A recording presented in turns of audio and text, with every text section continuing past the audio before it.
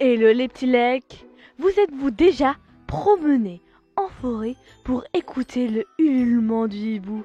Ce célèbre cri lugubre et effrayant que l'on entend à la tombée du jour et, à la nuit, cri souvent associé à l'angoisse et à la peur dans les films. Vous entendez? Je vais vous apprendre quelque chose. Les hiboux sont des êtres mystérieux et remplis de secrets. Comment je le sais? Grâce au roman de Béatrice Beauté, Le secret des hiboux. Et cette écrivaine française va vous régaler durant de longues et belles heures de lecture, puisque Le secret des hiboux n'est que le premier tome de sa série Le grimoire au rubis, composé de 3 cycles à une époque différente.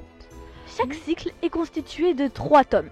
Le premier se situe dans la France du XVIIIe siècle. Et les personnages principaux sont Bertoul, un jeune ménestrel, et Blanche, une jeune noble un peu rebelle. Le deuxième cycle prend place dans la ville de Montégrès, au XVIe siècle, et retrace les aventures de 2 jumelles, Madeleine et Marguerite, accompagnées d'un jeune homme aux dons particuliers et pourtant simple compagnon imprimeur, Salia. Enfin, le troisième cycle se déroule dans la seconde moitié du XIXe siècle à Paris. Les héros sont 3 jeunes gens, Hortense, Albéric et Perceval. Dans Le secret des hiboux, Dame Hermeline de Tournisson, la bienfaitrice de notre jeune héros Bertoul, lui confie une importante mission juste avant de mourir. Il devra se rendre à Paris pour remettre à un grand mage un mystérieux grimoire qu'elle lui vola jadis. Ce livre, orné d'un gros rubis, ne doit tomber entre les mains de personne d'autre. À l'aide de Blanche, la route de la capitale va s'avérer semée d'embûches, d'épreuves et de dangers. Et dans le ciel nocturne, places, sortilèges et oiseaux de même augure.